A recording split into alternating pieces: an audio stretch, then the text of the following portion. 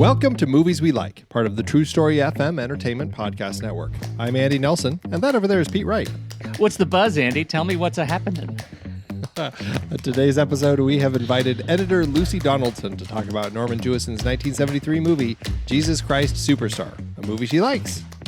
Hi there. Thank Lucy, you so much welcome. for having me. Yeah, we are to the thrilled. show. We are thrilled to have you, thrilled to talk about this movie. Because it's definitely a unique kind of take on the musical and everything. And Yeah. Well, I thought I would be bold and be honest. You know, it's a movie that Absolutely. I absolutely love. So, you know, why not talk about why, even though it may not be the coolest option I could have chosen. Are you kidding? It's fantastic. You can imagine the reactions I get when people say, "What's your favorite film?" Well, I think it's especially delightful because we're going to start talking a little bit about your career and the things that you've been working on leading up to your pick of Jesus Christ Superstar. Yes. What's your point? Well, let's jump back and just talk about like how you got into the world of editing. Like what were the steps that you took to kind of like land that first editing gig? Yeah, I mean, I went back to school. I'd done a few other jobs bouncing around, and you know, I just knew I wanted to do something more creative. So I ended up at the National Film and Television School in the UK, which was an amazing experience. And because I was a bit older, when I graduated, I was extremely motivated to get going. And I had a couple of really good pieces of luck. Like, while I was still there, I interned on Cranford. It's called Return to Cranford, starring Judi Dench and a few other British stalwarts. And then I worked on another BBC drama, which actually won a BAFTA. But my big sort of shift was I assisted Tariq Anwar, who cut The King's Speech and American Beauty. And then once I was assisting him, I sort of came into this sort of rarefied world, and how I ended up living in the States where I am now. So I assisted for a few years, I think about 9 years, including at Blumhouse, who were really taking off when I started working with them. Yeah, it was a great time to be there, and they were very busy. And I got to meet so many people there. And then Tim Alverson, who works a lot with them, came into my room one day with a hard drive and said, "Do you want to have a go at this?" So, you know, it wasn't that easy. There were years and years of plugging away and running up to the wall and then sliding back down. But it did eventually happen. And I cut Ma, starring Octavia Spencer, which was a hit for everybody. And hurrah, hurrah, that was the thing that really got me going. I had cut on a Lionsgate film called The Choice a few years before that. Right. As well. Yeah. Yeah. So pretty wide range of styles from the get-go. Well, and that's an interesting element, I think, also as far as it comes to like editors and, you know, directors working with editors that they've worked with in the past and everything. Because I mean, you hear like directorial style and things like that, but I don't know. I mean, I'm sure editors also have a particular style, a way that they kind of choose to kind of craft the story that they're working on. And obviously that's usually in partnership with the director and the rest of the kind of the team of people putting stuff together. But what's that process? Well, I think the thing which kind of encompasses everything as an editor is you just really become absorbed in whatever it is. So you're working with the director, they're the creative vision holders. And so it's really tuning into the material and what their vision is. And, you know, of course I have my own tastes and things that I like, but I think it's, that for me is the beauty of it. And you just become in this world for how, you know, it's usually months and months and months, best part of a year on a feature, and you get to know everything intimately. And so, I mean, I'm not aware that I have any sort of particular style or through line. But I think that's the nice thing about being an editor is you can work on so many genres. And of course, the business being what it is, people want to pigeonhole you. And so you've done that. That's all you can do. Right. But there's also a real randomness to it, you know? I think it's interesting that you say that. You find, like, even in the ranks of the editorial staff, you can be pigeonholed as a horror editor. Absolutely. Yeah. And features over television, over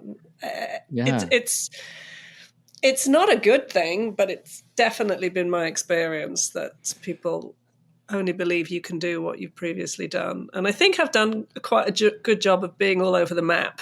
So harder to pigeonhole. For sure. Because you went from Ma to Breaking News in Yuba County, which is definitely comedy. And then Haunting in Venice, doing kind of one of the Poirot mysteries with Kenneth Branagh. And then Unspoken, which is a Chinese story. And so it's been a wide variety of different kind of tones and vibes and everything. But I definitely think that I suppose you can see like some of it, like there's a through line, but at the same time, like you said, it does feel very, very random, and it's probably just very project based. Everything's going to have its own tone based on the whatever subject is the story you're telling. Yeah, I don't know about you, but I like to work, so. If someone asked me, it's very rare that I would be right. No, I don't love your vibes. I don't love Poirot's vibes. Right. But I guess, if I do have a through line, it's mystery. Certainly Unspoken, and the project that I'm finishing off now, Red Camellia, has a mystery vibe, sort of psychological thriller through line. But Jesus Christ Superstar does not. So it's definitely different. Definitely different. Well, what's your process? Like when you jump into a film, I mean, do you kind of just watch everything and just kind of really kind of absorb all of that material for a while before you start cutting? Or do you like pick a few particular scenes and go, let's just play with this and see? Or does it depend on the director? Or does the director give you stuff and just like play with it and then show me and then we can start talking? Yeah, I mean, it's dictated really by the shoot. So at the end of the shoot, one is required to present an editor's cut. So that very much focuses the mind. And you keep up to camera. Ideally, you're cutting a first version of what was shot the day before, or as soon as you get the material. But the thing is to really know the material and to be to really control isn't quite the right word, but to know it inside out. You don't want to be surprised when looking through takes and going, oh, I didn't realize he did that. It's my job to really watch everything and absorb everything so that when you are putting things together, it's a choice. You don't really want, there is a magic of happy accidents, of course, but that's a really important thing to know the material. So you have to be very organized and keep up to the best of your ability so that it's all very manageable. I mean, I like to have scene cards on one wall, a calendar on another wall, sort of safety of the edit room. So then you can concentrate and come up with creative ideas, but within a very manageable environment. How early how early are you typically brought into the production team? Day one, yeah. And on a higher budget movie, you get a few days prep to set up. Mm-hmm. But yes, day one of getting the dailies, the assistant will prepare them. So the afternoon of the second day of shoot is the earliest that I'll get material. Yeah. Wow. Are you working on Avid? Yes. Yeah. Yes, I like Avid. Yeah. What's as far as your process working with all of the other post departments, like how often are things coming, like you're getting something ready to send off to an effects team to kind of do some, add some stuff to the shots or whatever, or the sound department? And I mean, what's kind of that relationship with all those different departments? My experience on A Haunting in Venice was the best one that's ever been. So Ken's office was down the hall from me. Our sound department was next door. Our visual effects department was upstairs. And that's unusual, Yeah. in this very separated world that we seem to be living in. But it's so much more enjoyable if you can just run up the stairs and say, what was that thing that you said in that email? And that's where the sort of inspiration can strike. But usually, you have your hands so full during the shoot because you don't get a lot of time once they've finished shooting to show the director, which is very nerve-wracking. Usually you'll be sending scenes at the end of each week as well to reduce the amount of surprises.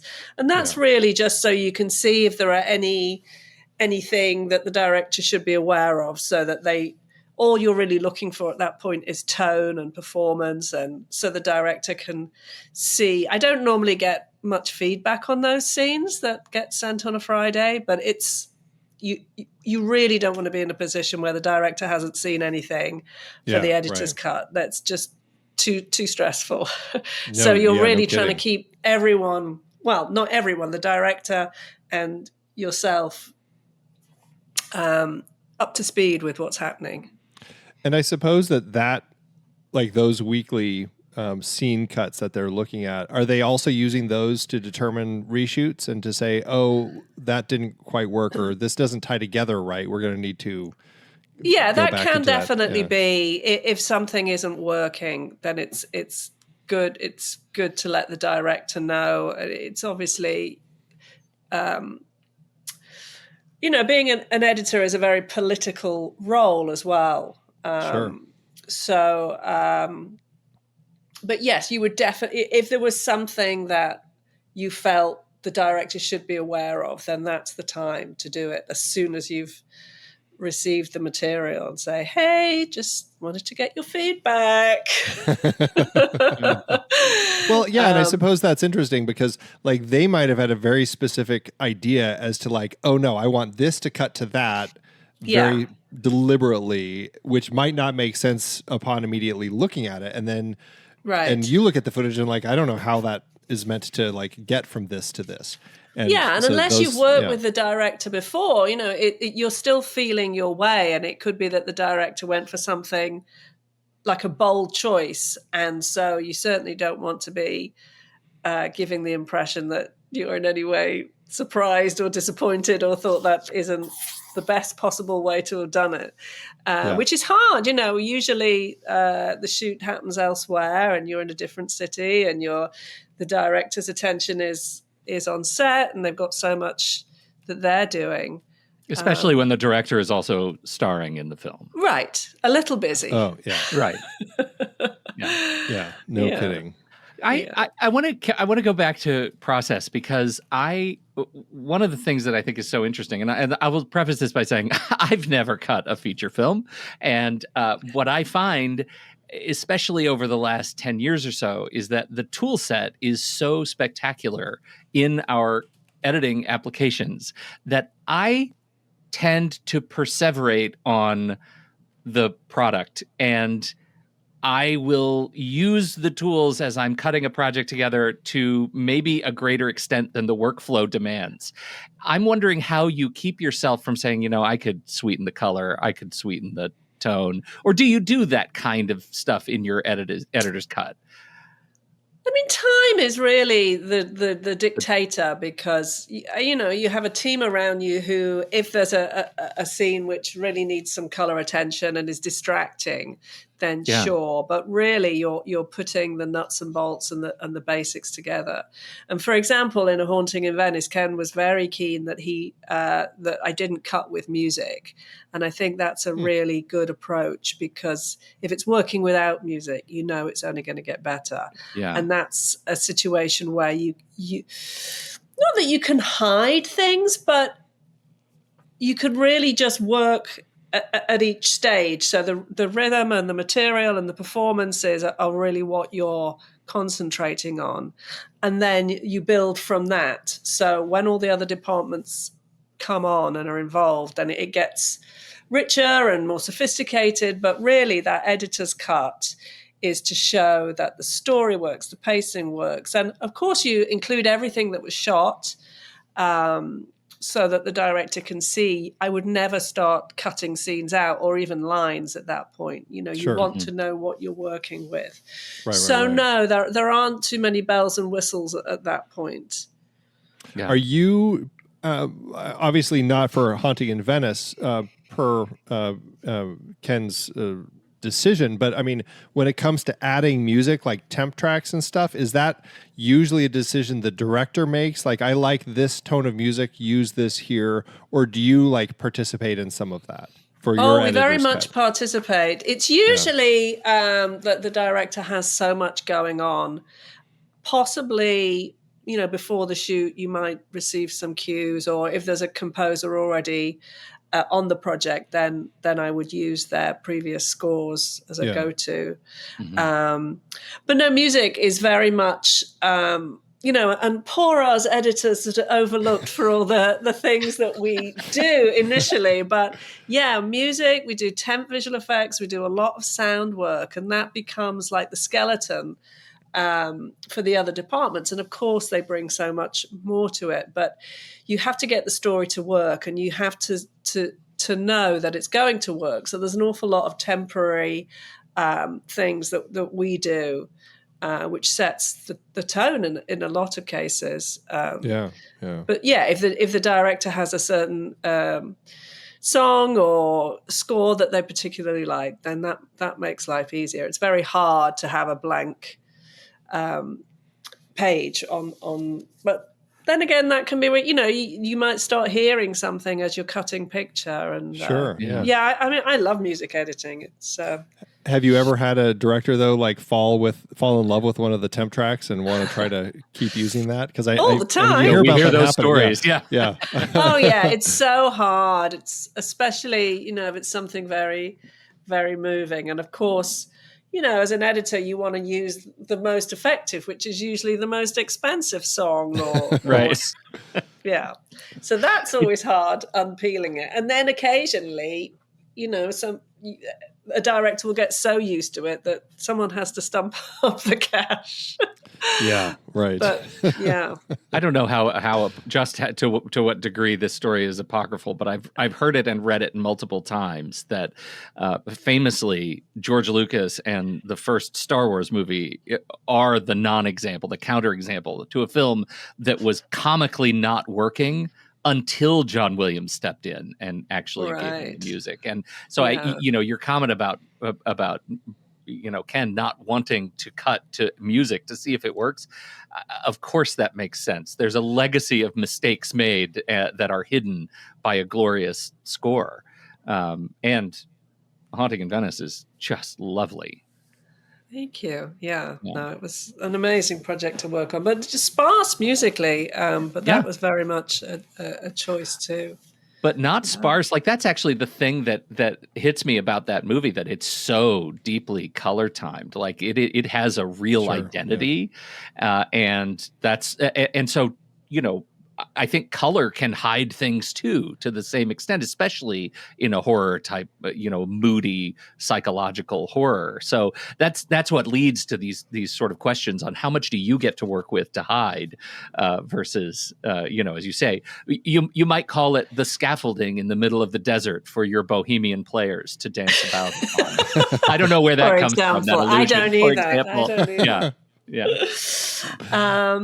And certainly with a Haunting in Venice, a lot of what we were doing is building an atmosphere and building the tone. So Well, and that's interesting because also like with that particular story, I mean, it's obviously based on like a classic mystery novel, but in the way that you're structuring the story, you want to make sure that everything is building appropriately. Likewise, something like Breaking News in Yuba County, comedy, like some of these things work best with an audience. Like when test screenings happen, like do you go to see how things play with audiences and see if I love going to test screenings. Okay. I remember the first time we tested a Haunting in Venice, that seance scene, which is very tense, and then the parrot speaks, which is me, by the way. I am the voice of the parrot. I should That's put that awesome. on my IMDb page. That's No one else would do Absolutely it. But people laughed, and I thought, I think that's a good thing as a release of tension, but it had never struck me as particularly amusing. But yeah, no, sitting in a room with an audience is just the best thing. That you can feel reactions. In a way that you can never get from a set of notes. Right. That's great, because I know that can be one of those stressful things, and sometimes it's a required thing per like a studio or something, and some people are like, I really don't want to have to modify it based on what normal viewers are going to be saying. I have a vision for this, but I do hear a lot of people saying that they do find value in kind of just getting those reactions and seeing it play in front of people. Oh, absolutely. And that's the most important part of it, really, because you're making the film for the audience. And once you've had one of those test screenings, it just grounds you in reality of what's working and what isn't maybe working. And the conversations are definitely informed by those screenings a lot. Yeah. Right. I think about jokes, action beats, and jump scares. Right, Mm-hmm. they're sort of the tropes of the genres that you tend to work in. Uh-huh. Do you have a favorite in terms of cutting? Like I have to imagine that the jump scares are the most delightful, but I don't want to put words in your mouth. Yes, I mean, whenever you can hear verbally, you can hear some sort of reaction. It's great. You don't want people sitting there sort of smiling wryly. Yeah. Yeah, I mean, the one that comes to mind is the one that I just mentioned, like, because it was so tense, that seance scene, and we'd done so much work to sort of build it to that when the doors fly open. That was very satisfying. Yeah. Yeah. And the laugh is always great, of course. Yeah, absolutely. Tell us a little bit about this film you're working on right now. I mean, it's listed as being in post-production. So it's done filming and you're just kind of knee deep in your work right now? Yeah, I mean, my part of it is mainly done. It's called Red Camellia. The director is Tamlin Hall, and it's a small town story. A cheerleader is murdered in a small town, and everyone's a suspect. With some very timely themes, I have to say. So yeah, it's a really good one. It's moving and hopefully suspenseful as well. Fantastic. And it obviously fits right into the tone of these other projects that you're doing. So not to say you're so subtly being pigeonholed, but clearly you have an aptitude for this kind of cutting. Yeah. I mean, I love it as well. So yeah. Right. That's great.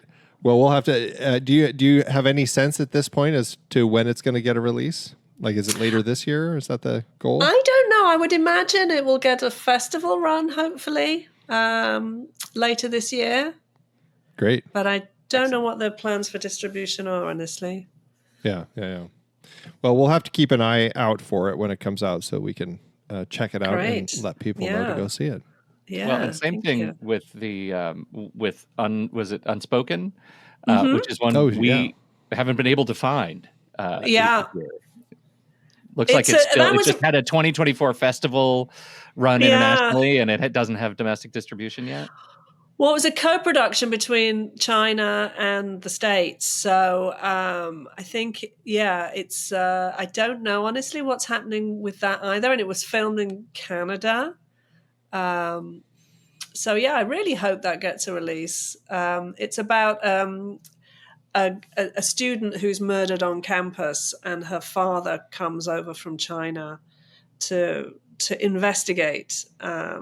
It's very tragic because it's based on, a few true stories. So it's it's definitely a story that I would like to see released. Yeah, so I don't know. Wow. Yeah, well, hopefully it will get a release of some sort because we definitely want to check it out. Yeah, thank you. Well, let's use this as an opportunity to shift our attention and start talking about Jesus Christ Superstar. Okay. All right. May the witness. So- take Let's the do stand. Let's dig in. This Go was hard my or go first. home, right? That's right. Here we are. This was my first time watching the film, and What? I know I knew the some, I should say, of the title song. I knew Yeah. kind of just the basic themes of that, but otherwise, and I knew it existed, but somehow it just kind of completely escaped me through my childhood and everything. And I mean, I grew up watching musicals, working in theater in high school and everything. But yeah, I'm curious, like what your story is with your relationship with this film, and like how you discovered it, and then obviously it became an incredibly important film for you. Yes, no, it really did. I saw it as a young kid, one Easter in a hotel, and it didn't really make a great impression. I remember the Herod song where the costumes are very colorful and it's all sort of jazzy and fun. But then I saw it again as a sort of 13 or 14-year-old, and it made a massive, massive impression. And it's been with me throughout my life, and so that's why I chose it, embarrassingly enough. But I absolutely love it, and so now I work in the industry. It is interesting to watch it like with a more critical eye of like, why does it have such a strong effect on me? Yeah. And it'd be nice to talk to you two more about it. But yeah, and I think. As a kid, it was one thing. As a teenager, it's, I'm just going to come out and say it. Like, it's a very sexy film, I think. All those abs and sort of tan So skin. many and abs. flares. Yes. Oh, the abs. Oh, my God. Oh. And then, later in life, in my 20s and beyond, like my favorite scenes are when Jesus is hanging onto the rocks, bargaining with God. It's, it has so much in it. But, I have to say, I'm not a Christian, and it hasn't turned me into a Christian. And by being so blithe about it, I hope I don't offend anyone. But that's not it, Yeah. And I like musicals, obviously, but I'm not a massive Andrew Lloyd Webber fan, so that's not it, And I really think it's just beautifully directed, and the cinematography is amazing, and the editing is amazing, And Well, yeah. and the And decision Jesus to is a smoke show. I mean, who are we kidding? Ted Neely It's is gorgeous. gorgeous He's so in this movie. Come beautiful. on. Come Yeah. on, they all Yeah. are. And I think, Yeah. one of the things is like this young cast, and I don't think any of them, I may be wrong, but most of them were from Broadway and hadn't acted in features before. And so there's this beautiful innocence, and they bring it. They absolutely don't hold anything back. And the tension between Judas and Jesus is very real. I mean, of course, it's got a lot of theatrical elements, but yeah. yeah. Well, and Pete called out Intense. Jesus and Ted Neely, but I would say Carl Anderson as Yeah. Judas. I mean, he is like definitely carrying kind of that sexy 70s vibe that's going on with him. Absolutely. Great casting. And honestly, like he was like my favorite part, like watching him and just the relationship that he had with Jesus, and just the way that like right from the beginning, he's always kind of separate and has those confrontational moments building has a wonderful glare. No one can glare like him. Yeah. Yeah. He was great in it, and it built to like that really kind of that powerful, tragic, death that he has. And then of course later his spirit is back singing, but just still building to that moment was like really powerful. Like I just really enjoyed watching him and the relationship that he had with Jesus over the course of the film. Yeah, no, absolutely. And the soundtrack, of course, is amazing. Do you have a favorite song? I love We Are Decided, the two priests in those huge hats, and then What they're is just up showing, with those obviously. hats? Oh my God. That for a long time was my favorite. Yeah, and it's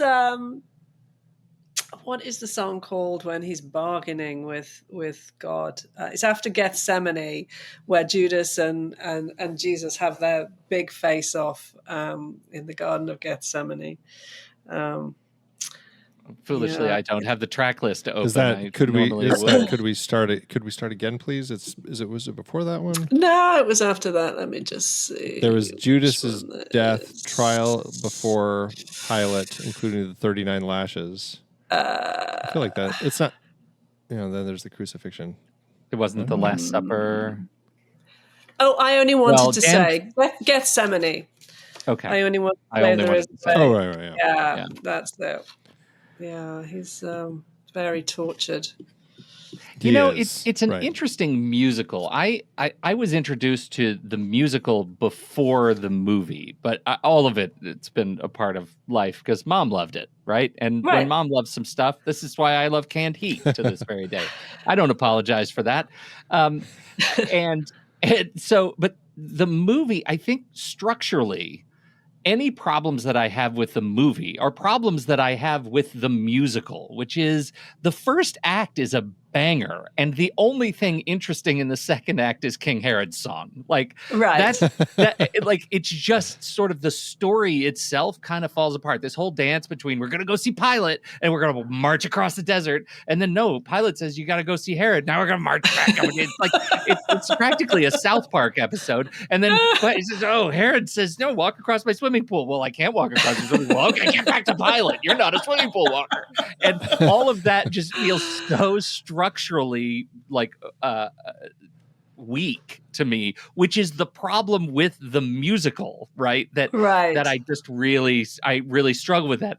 The movie, ironically, makes the second act of the musical better because it's so much fun to watch these bohemians flail around in the desert. I absolutely adore the experience of watching this movie, even as its quality indicator, as you're watching it, like the barometer of how solid the movie is, falls fairly dramatically for me in the second act. Right. I mean, I cannot be objective at all about this movie, so it's and you should not be hard for me expected to agree with you. But I disagree with me at this point, Lucy. God. But just mentioning the desert, that's such a. It's shot so beautifully, like in these graphic structures, and it's so minimal. It really is fantastic. But yeah, I mean, just the fact that it is the story of Jesus, which, I grew up in England, obviously, and went to a very loosely Church of England based school. It was not at all cool to be a Christian, or there was the just staff didn't carry tridents around. Was that not a thing? no. They the staff, I have to say, they were all playing guitars and that. But just the fact of what it's achieved, a sort of teenager to have an interest in that story. It's amazing to me that they brought it to life. Well, they found. I think that part of it for me that was so interesting to watch is they Norman Jewison kind of like tapped into one kind of like really kind of and I don't know the musical. Obviously this was my first time seeing the story, so I haven't seen the musical, but like having it like cast with these like beatnik hippie characters that arrive on a bus in the middle of the desert in Israel. Love that bus. Like it's very kind of much, we're setting up this idea of this theatrical production. It feels of its era with kind of that late 60s, early 70s, kind of the hippies and everything, but also kind of like that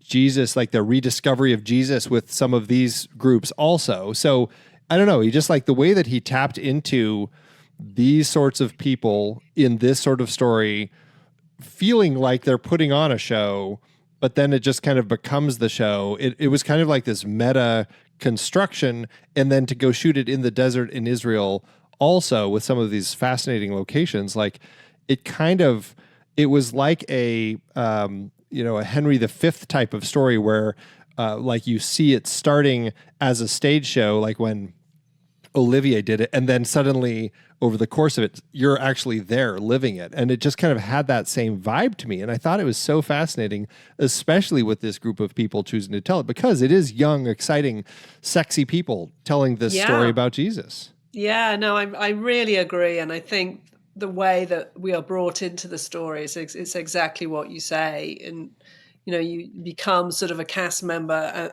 and are carried away as they are carried away. And at the end, you can see they're really moved and that they had an experience. And I think that juxtaposition of the kind of people that they are as actors in that backdrop of like this ancient land, it's definitely genius on the part of Norman Jewison. Yeah, I think the framing mechanism is brilliant, especially, call out the end too. They get back on the bus, and I think that as a bookend is really lovely. But the other thing that is weirdly, deceptively expert is the way he introduces modern sort of Anthropocene artifacts, right? We get the scaffolding first, which feels like, more of a prop or set dressing, but then it goes to Jesus goes to the market and upends all of the places. They've got like postcard racks and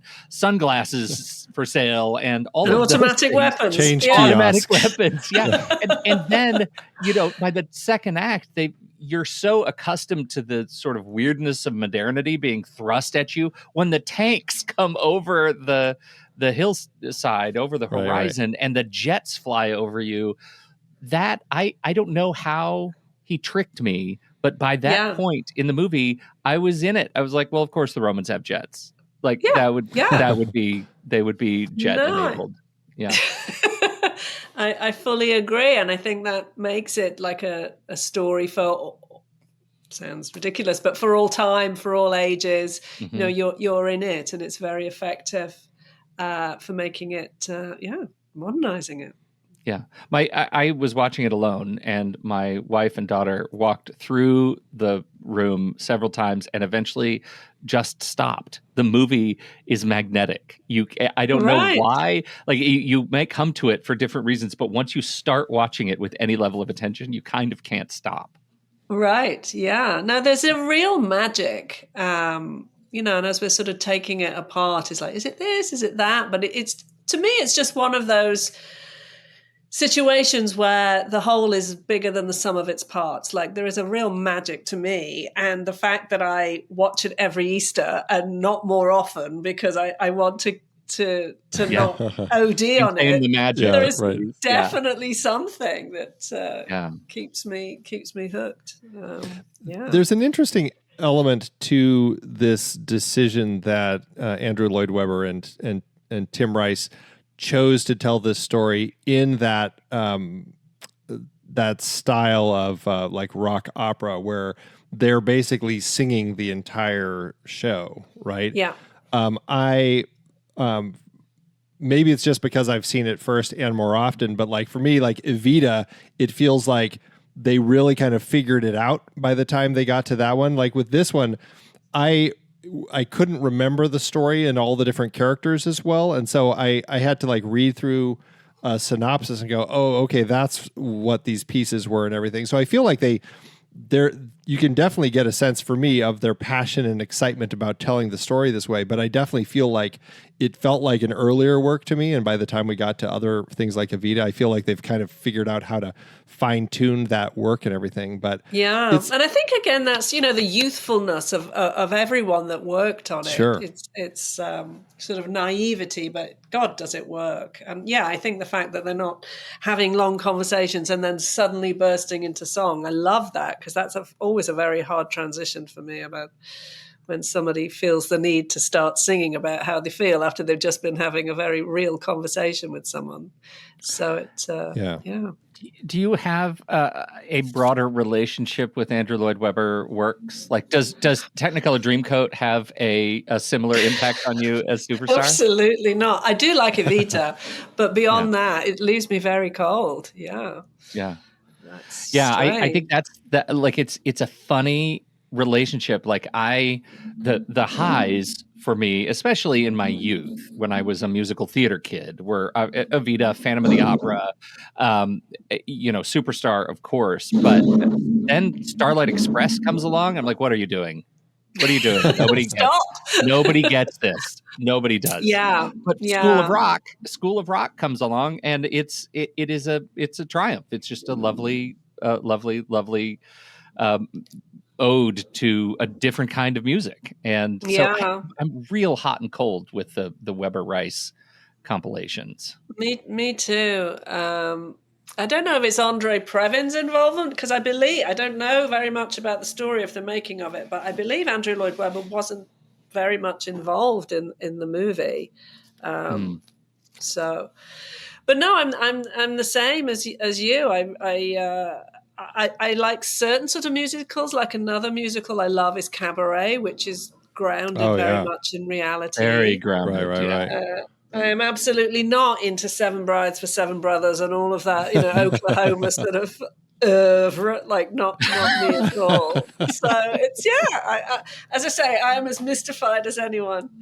Well, and this is Norman Jewison, who is coming off of the theater, the film version of Fiddler on the Roof, which is the film that he had done right before, which is another one where, again, he kind of took it out of a situation that felt more stagey, and he wanted it to feel like these were real people in like the real situations and everything.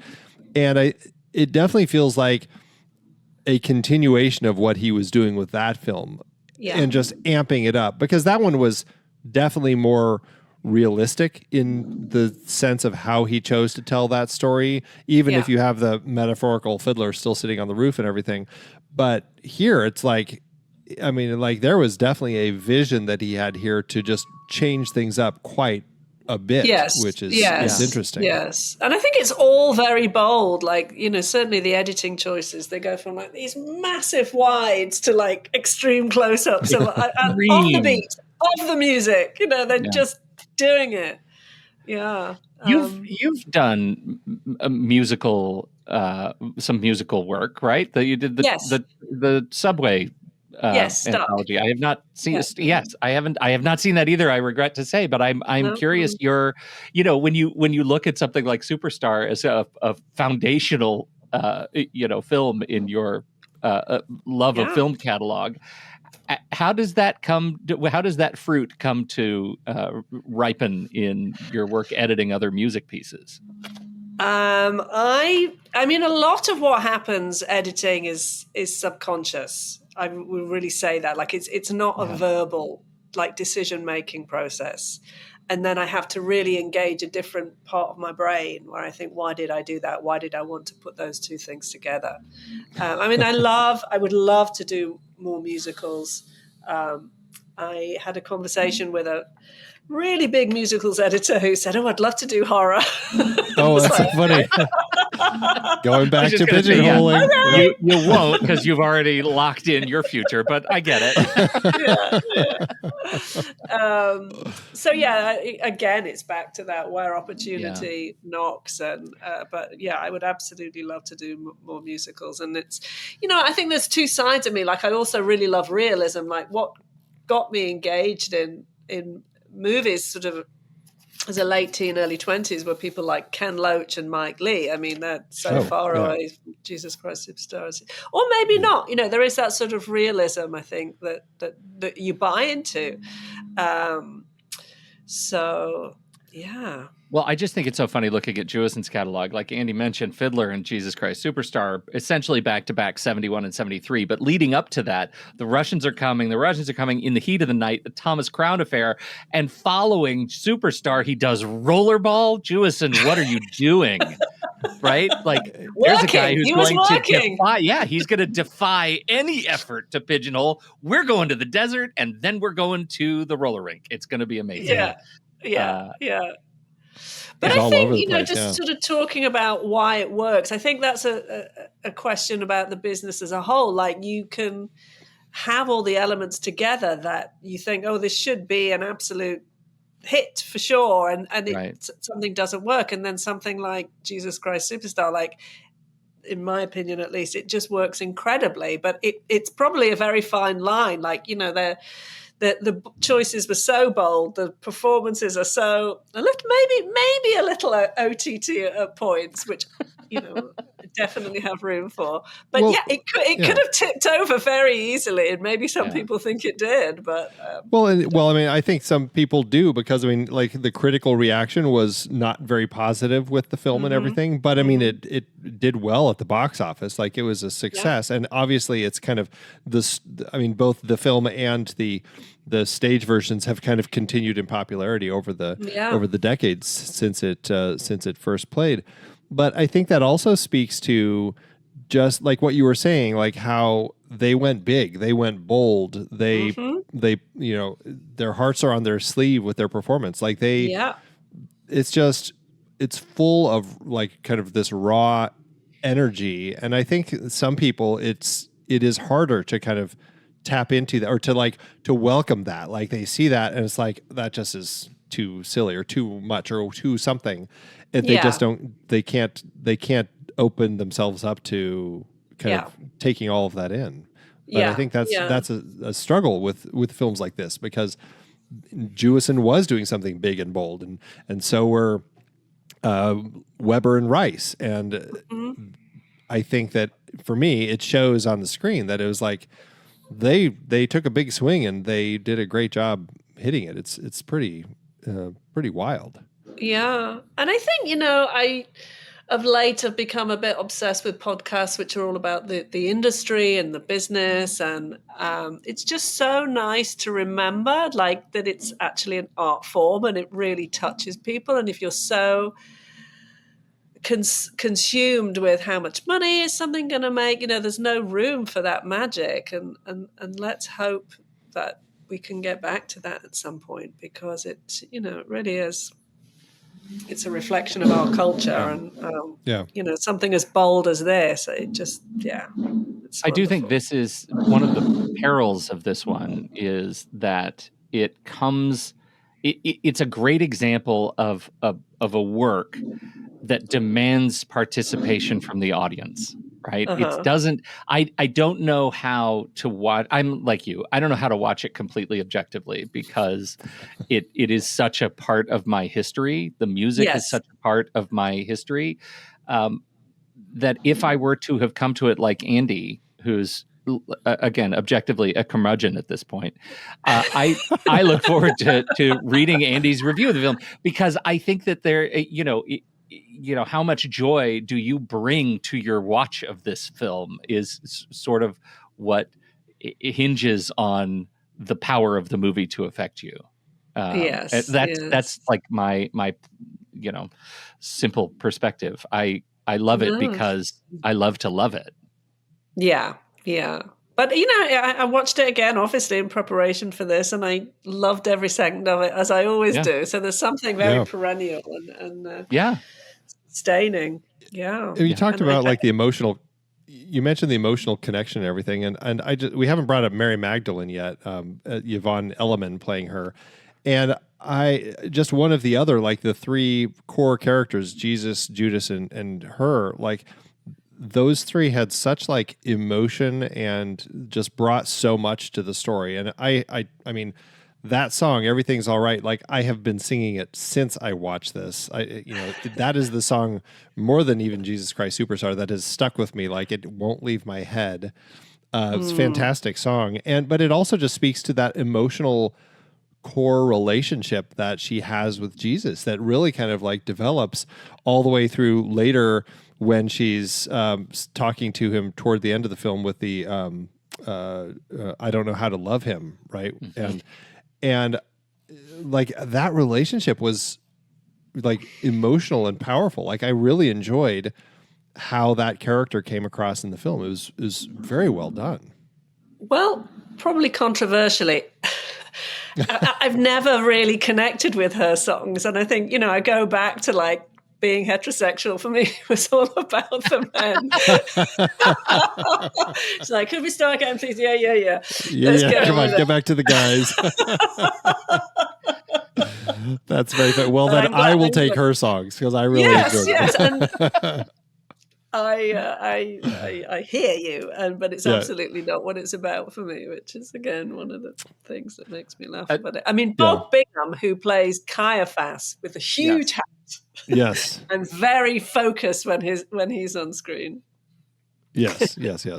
Well, and some of the other actors that are fantastic sort of faces in this thing are guys like Barry Dennen, who was in Fiddler, but also The Dark Crystal. He was a voice in The Dark Crystal. He's massive voiceover work lately, and really lovely stuff. Josh Mostel is a phenomenally talented comedic actor in general, but the song and dance number as King Herod is a showstopper. It is a showstopper of a piece, and he is unafraid to leave it all out there. Yes, in keeping with the theme of like everyone bringing it, like nothing held back.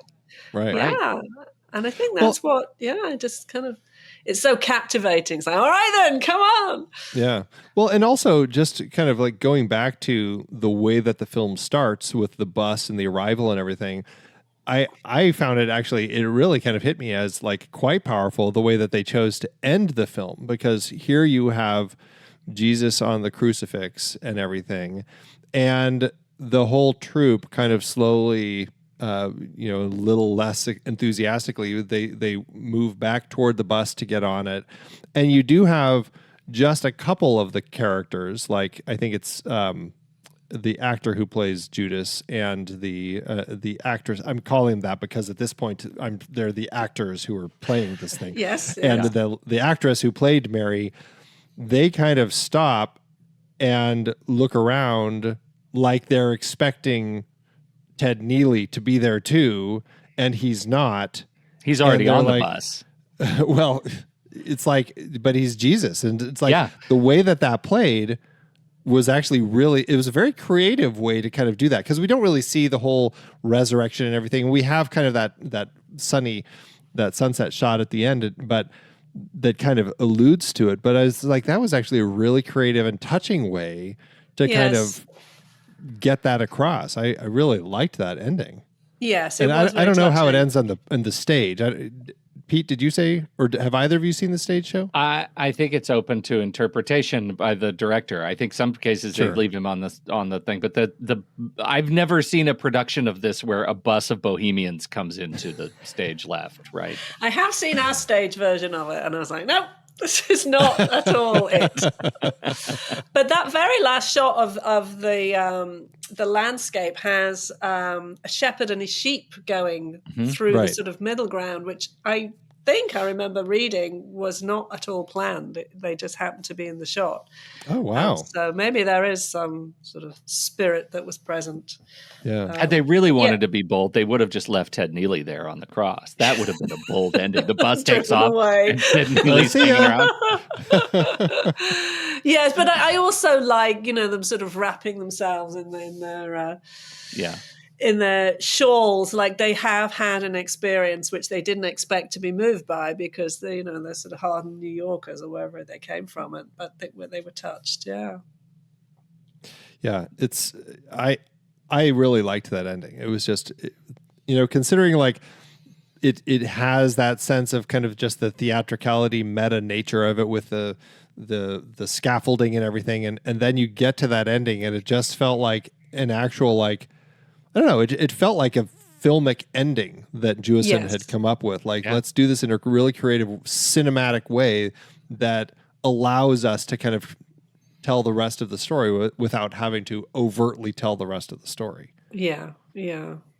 Well, I'm glad that you liked it. It would have been a very different conversation if you'd sat through it for the first time. I was like, well, I have no idea why you chose this. I generally... it's a winner. It's a winner. Yeah, I generally am a fan of musicals, and this was one, like Jesus Christ Superstar. Like, I knew that song, like I'd heard that song before. Was that the only song that you'd heard? It's the only song that I've ever heard from this. Andy. Yeah, and I didn't even know the right lyrics. Like I sang it a lot, but I always, as I learned, always sang it the wrong words for it. So that was also part of it. But like, and that ending, like that was actually an interesting way to end it, because again, we bring Judas back into it, and then you have him with, I don't know, I'm assuming that the women were all like different angels of some sort that were kind of singing that song, kind of talking to Jesus about, I don't know, that whole idea that Judas was like, you know, your head's getting a little too big, like you're thinking too much of yourself. And just the way that whole played, like, I didn't even know that was what that song was about. So it kind of hit me. I'm like, oh, is this what that's been about this whole time? Like, it was funny to kind of like have all these realizations as I'm actually seeing it for the first time. Yeah. Amazing. And, the lyrics are amazing. I mean, I think Tim Rice is a real genius lyricist. But yes, it's like, why didn't you choose now when the communication would have been so much easier? And, lots of sort of questioning, the Bible itself, which, must have been pretty bold in the early 70s. Mm-hmm. Yeah, sure. Right. Yeah, the betrayal with a kiss bit at the end after the Last Supper is just I like the interpretation a lot as we open the second act, because, having it as a picnic and yet still maintaining the tableau and the frieze is like, again, a bold choice. Like it plays. Bold choices. Really well. And also the images of the paintings of the crucifixion, that was a real bold choice, just suddenly out of nowhere. But I'm all in. It's like, you feel, I think that the passing of time of how much Jesus has been depicted over all those centuries. They really shouldn't get away with it, but they do. Totally. That should be on the poster. They shouldn't get away with this. Jesus Christ Superstar. Yeah. Wow. Well, I mean, it is a cool film. It is a bold, fascinating film. Conveniently, I also watched it on Easter. So I was like, oh, I feel like I'm doing my part today. Doing your part for the cause. That's right.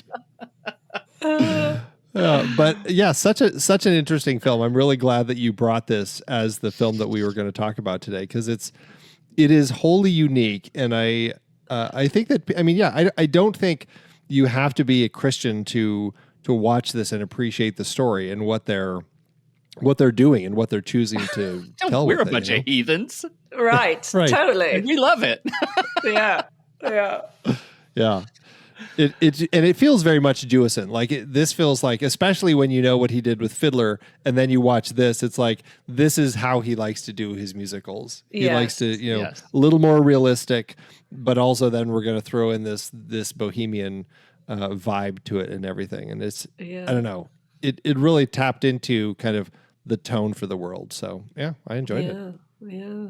Good. It's a bold pick, Lucy. You came out swinging. I love it. I just love it. So great. Really should have picked something cool about Hey Ho. This is as cool as absolutely. The 70s. We love it. We love it. Big fan. Well, tell us about, we know what films you have coming out, Red Camellia, and then hopefully people will be able to also see the I just blanked on its name. Unspoken. Hopefully people will also be able to see Unspoken when it hits theaters. So is it ironic that you can't remember the title to that movie? Right. Oh, I did it. I just it's funnier when you explain it. I hear. Everyone's laughing even more now. Yeah. Thank you. Yes. Yeah. Do you have a social media presence? Are you online? Do you have a place where people can find you and learn more about what you're up to? Website, anything? I just have a website, lucydonaldson.com. I'm not very good with the socials, I'm afraid. So, okay. But people can check out your website and see what what you're working on and everything. So that's a good place to check. I do keep that updated. Perfect. Fantastic. Awesome. Well, we'll have links for that in the show notes so everyone can look at it and keep track of you. Again, Lucy, thank you so much for joining us to talk about this movie. It was really a pleasure. Thank you both so much. It was fun. Thanks, Lucy. We had a lot of fun.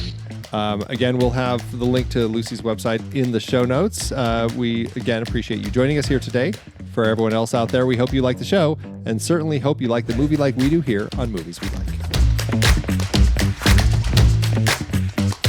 Movies We Like is a part of the True Story FM Entertainment Podcast Network and the Next Reel family of film podcasts. The music is Chong Clap by Out of Flux. Find the show at truestory.fm and follow us on Facebook, Twitter, Instagram, Threads, and Letterboxd at The Next Reel.